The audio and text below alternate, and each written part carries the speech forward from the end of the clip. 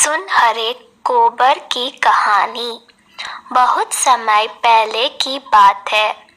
एक पर्वतीय प्रदेश में महाकाय वृक्ष था, जिस पर स्निग्धुक नामक पक्षी निवास करता था। उस पक्षी की विशेष बात ये थी कि उसकी विष्ठा में स्वर्ण कन्नों का समावेश होता था।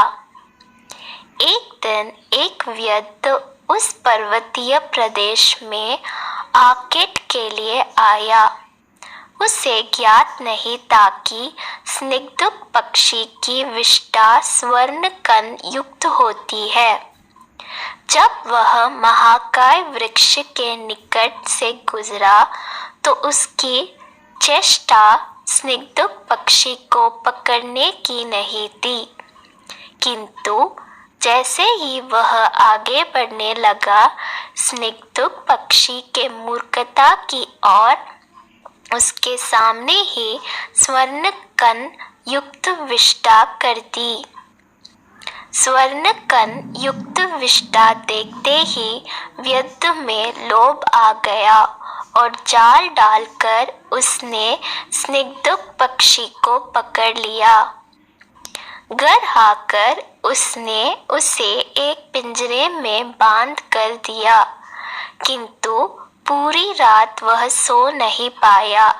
वह सोचता रहा कि यदि किसी तरह इस स्निग्धुक पक्षी और उसके स्वर्ण कण युक्त विष्ठा की बात राज्य के राजा तक पहुंच गई तो राजा उसे दंडित कर देगा।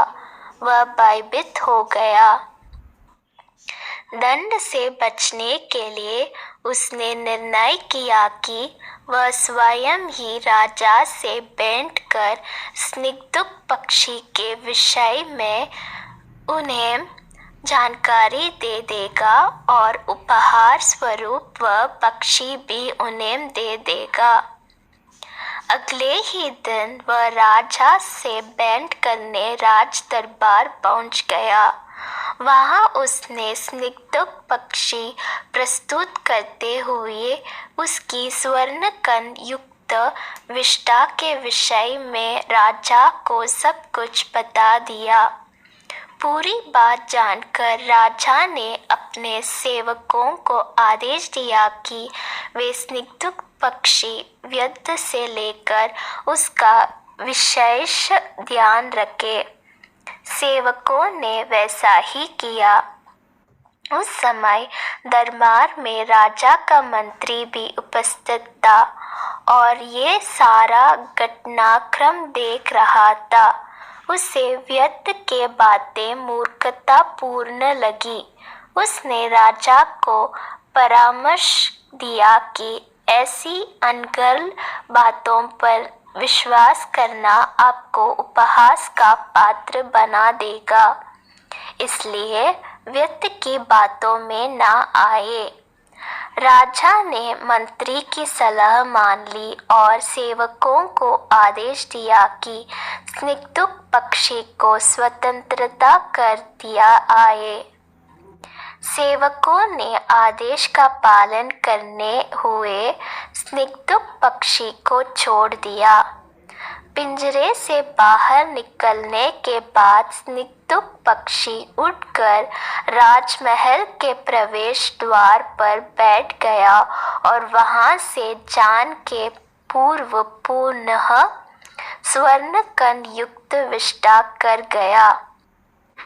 जाने के पूर्व उसने कहा, पूर्व स्वतः मूर्खों द्वितीय पशबंधक ततो राजा च मंत्री च स्वर वे मूर्ख मंडलम। अर्थात सबसे पहले मूर्ख मैं था, जिसने व्यक्ति के समक्ष विष्ठा करके अपनी मूर्खता का परिचय दिया। दूसरा मूर्ख व्यक्ति था, जिसने व्यर्थ के भय में उसे राजा के सम्मुख प्रस्तुत कर दिया। संदोपारंत राजा और मंत्री तो मूर्खों के मूर्ख निकले। जिन्होंने व्यक्ति के कथन पर विश्वास न कर उसे छोड़ दिया। इस प्रकार इस राज्य में मूर्ख मंडली का जमवाड़ा है।